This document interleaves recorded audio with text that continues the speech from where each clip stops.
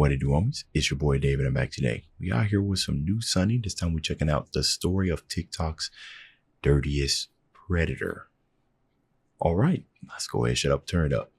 Snapchat's horrible videos and a real-life sting operation where he'd try to meet a minor. This is the incredibly creepy story of Buddy Haynes, aka TikTok's dirtiest predator. His account, going by the name of the Buddy, was first registered back in 2018, on which Buddy would describe himself as a 26-year-old jiu-jitsu athlete and gamer. His early videos were a laughable display of what you might call his dancing skills, and while this kind of content was fairly innocent at the start, he then began to post these bizarre provocative videos in which he'd try to come off as a sexy TikTok bad boy. Girls really look for in a guy. You don't have to be funny. Hell, you don't even have to be really that good looking. What they really want is they want a Batman in the streets and a Joker in the sheets. The videos were... excuse me. So, okay. You know, I have no... I have to sit here and ask myself, what could cause such a drastic turn of events, right? You go from dancing and everything to looking like some type of domination type stuff. I like to think power. You know, when some people get famous or they get a platform of some sort, some people just don't know how to handle it. You know what I mean? They find as though they have to, I don't know. Sometimes you see somebody's true self come out when they actually have an audience, where you have people in the background that's kind of just egging them on to do stuff when you think it's support, but really they're kind of laughing at you and not, you know, with you, right? And that can give you kind of like a false sense of you doing something right, and then off the cliff you go. Were unbelievably stupid. Yet in a bizarre turn of events, they were judged as being so terrible that they'd gained the attention of a few notable YouTubers. He's got a Zelda handbook. He's a little good boy. But then he does that 360, pulls out some handcuffs, leather coat. Boy, you best watch out for him. He gonna be snatching up your girl all day. This helped the Buddy to receive an influx of over 25,000 followers, during which the YouTuber Slazzo would also give his opinion. Do not let this man meet you with handcuffs. Never do that. That's not a good idea. And while nobody knew it at the time, Slazzo was wise in suggesting to avoid this man with handcuffs, as the Buddy's content only became weirder and weirder from here on out. Instead of posting innocent dancing videos or even cringy bad boy videos, he rather began to post various creepy TikTok duets, often involving girls who looked underage. There were multiple videos that followed this same kind of premise. Some were innocent while others were a little more dicey, leading the Buddy to receive his first bit of hate, which he'd address in a dedicated upload. To my haters, all you're doing is fueling the fire. When you comment, like my stuff, follow me, and react to my videos trying to down me, you're just making it worse for you. So, do yourself a favor, block me, because I will continue to do duets with my fans that love me, and I will continue to do videos from my house where I live with my parents who love and support me, and I support them because they need me. However, yeah. I mean, Sunny's probably going to say it, you know, before I even say it.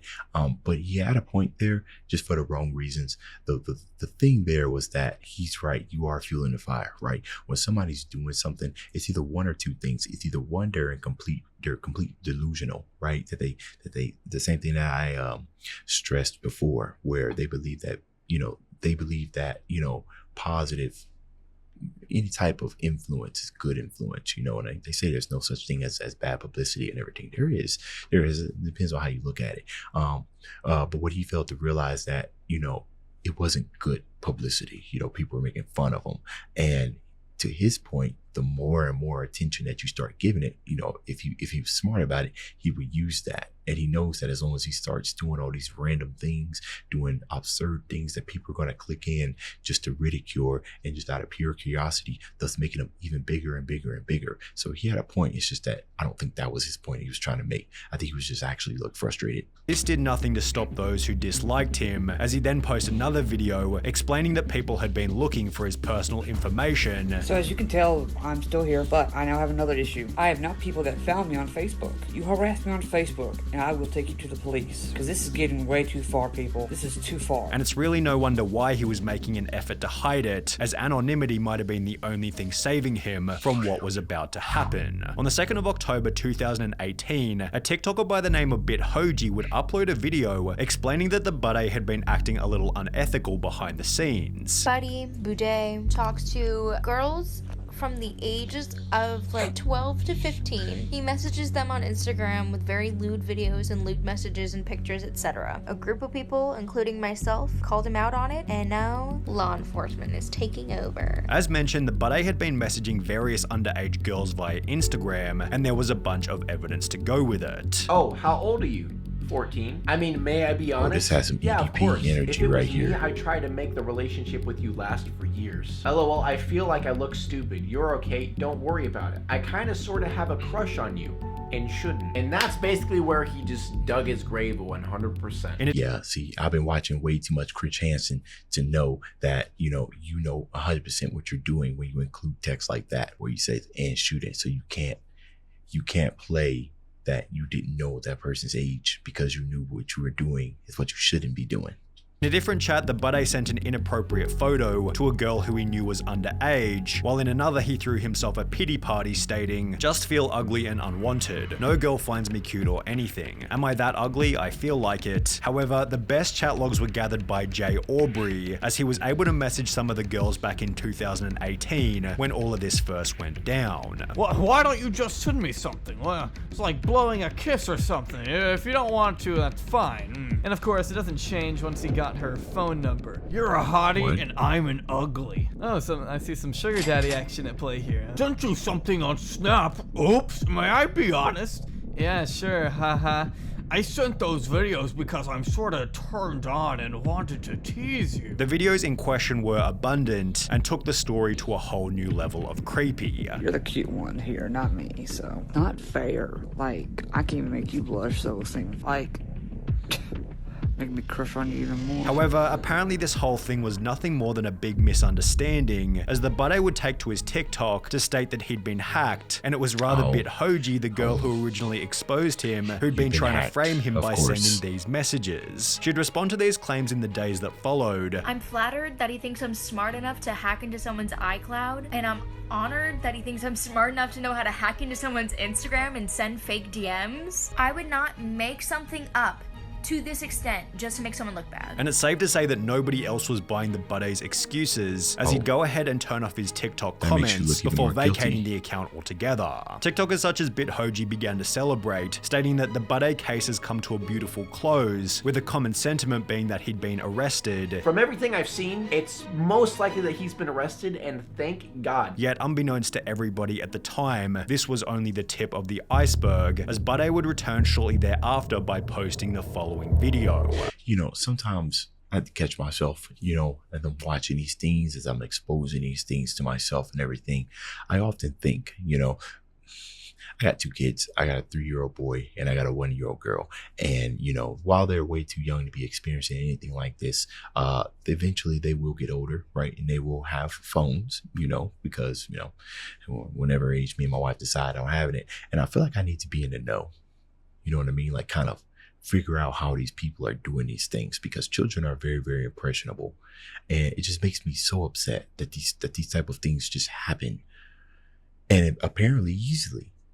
How he was able to get the numbers and start, where is, it's so frustrating. You know what I mean? Like, where's the parental guidance? But, I don't know everybody's story and everything, but it's just so frustrating. Okay.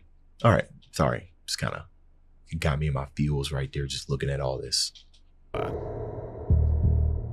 who's back. That's right, ladies and gentlemen. The day is back. I just decided to take a little mini vacation from TikTok just to kind of cool myself off from all the fire that's been going around. So I'm back. There is no stopping me. There is no stopping the storm, the fire that is the bidet. The more followers I get, the more I love to be on here. Even if it's just to piss you off. The buddy was back and creepier than ever. Although it's not like people had forgotten about his past, as Jay Aubrey's original expose had gone viral, amassing over 2.7 million views, with his newly found infamy leading the buddy to defend himself further in a leaked Snapchat message. Those girls that I did duets with, yes, I did duets. They asked for those duets, first off. It was not meant to be sexual or anything. They weren't supposed to come off that way. The FBI has already investigated me. They've came to my house back in 2018. See, that's how it always is, right? They asked for this. they're not consenting. Yeah, I don't need to explain that to you guys. You guys already know that. They're not consenting adults. It doesn't matter what they ask. Doesn't matter what they do. You're the adult here. You are the one that has, hopefully critical thinking, that's able to make such great decisions like that. I hate it when they start that. They did this, or she did this, or he did this. Nobody cares. It's not their responsibility. Not until they're of age. And of age to me would be 25. Right? Because I've had my fair share of dumb things that I've done when I was younger. And honestly, some of you guys, y'all probably was able to get y'all lives together real young. I applaud you. But my life didn't start coming together till around 24, 25. When I was done with all the dumb stuff, settled down. I'm a married man with kids. I'm done with all of it. But shoot, 25, there it is. Wishful thinking. When all that happened, they were just asking me stuff about TikTok and what it was, and that's it. As mentioned, law enforcement had zero interest in what Buddy had done, possibly giving him the confidence to continue, as only 4 months later a new video was uploaded by Inform Overload, confirming that the Buddy was back to his old ways in a brand new series of Snapchats. Cute. I was gonna say, you don't have to cover up for me, haha. You're cute. I'd love to get to know you more. Wish I was there. I'd want you. Bro, you're beautiful. I kind of like snaps. you. You'd be a good girl. 16, right? This is the Snapchat that she was talking about that proves Buddy Haynes knows about her age. Buddy had stated in an Instagram Q&A that he typically went for girls between the ages of 18 and 36. So to be caught Snapchatting a girl he knew was 16 wasn't the best look. After being asked were the allegations true, he'd simply state nope. And after a follow-up question of how do you feel about all the allegations toward you, he'd simply write it's all bull, which didn't exactly disprove anything, especially since there was more evidence just around the corner. Receipts out there.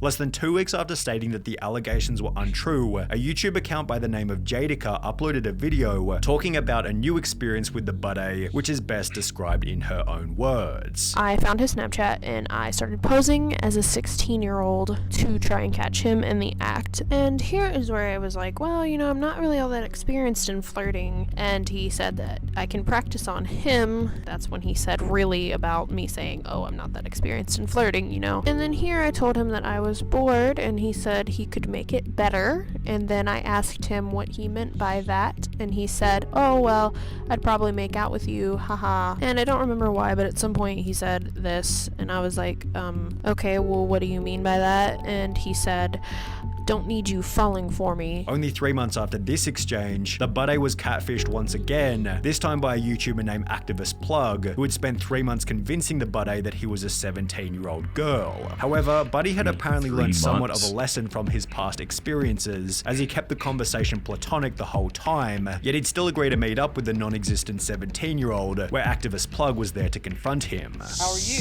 Doing good. Good. Oh. What you up to? I'm just hanging out. Just hanging out? Yep. Not meeting a friend?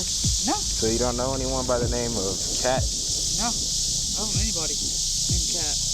You weren't meeting anyone here by 6? No. You sure? Yeah, I'm pretty sure. Buddy had been busted once again, this time in the most embarrassing setting to date, after which it seemed as though the Buddy shenanigans might have finally been coming to an end. He'd retire his presence on TikTok and instead become a streamer on Twitch, however, with his most impressive Twitch clip being him getting 5 kills on Fortnite. Wait.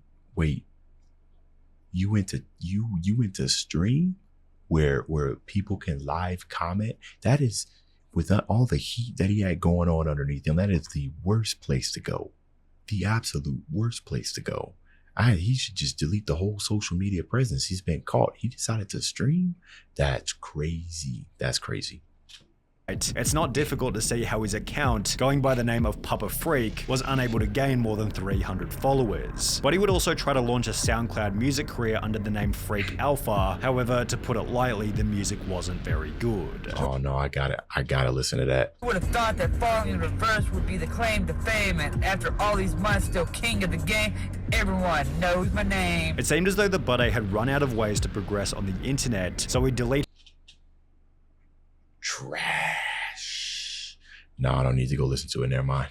his Instagram, Twitter, and Facebook before going silent. Rumors began to circulate that he'd been arrested for driving slowly in a school zone, although he wasn't even on the internet to give his side of the story. That would be until January 2021, approximately 18 months after anybody had heard from him, when the Buddy would create a new YouTube channel called Papa Freak before uploading a video titled Campfire Chat Clearing the Air, in which Buddy would finally give his full side of the story. He began by talking about why he joined TikTok in the first place. Back in 2018, I started TikTok and started enjoying it. I wanted to find an outlet to entertain people. You know, me being the butt of the joke, you know, making cringy videos and be just not really caring what people think. Before giving a possible motive for his own poor decisions. I've dealt with a lot of depression, anxiety, schizophrenia, alcohol abuse. There's a lot of those videos that I was not necessarily in my correct state of mind. Buddy would then explain that he was making an effort to fix his life. I'm staying away from TikTok. As much as you people ask me to go back, I've stopped drinking completely. I'm back on my medicine. I'm in therapy. The Buddy's last real offense seemed to have been his park meetup in 2019, so perhaps after everything, the Buddy has finally learned his lesson. You know, I do believe in rehabilitation and everything, and he did in the video kind of sound like it. Now, the thing about it is that I can kind of easily look at that as a as a cop out, if you will, right? As kind of like an excuse to kind of garner some type of, you know, oh, it's okay type of feel. Oh, you didn't mean to do that. You know, it's easy to kind of dismiss that and say, no, you knew exactly what you were doing. But that does sound a little bit insensitive. You got to take that with some skepticism. You know what I mean? Because him meeting somebody in a park, that was kind of last line. Because what if that was real? I don't know. But anyways, y'all let me know what y'all thought about this whole entire situation. It's the end of this video. If you enjoyed the content, leave a like and subscribe. Dave's out.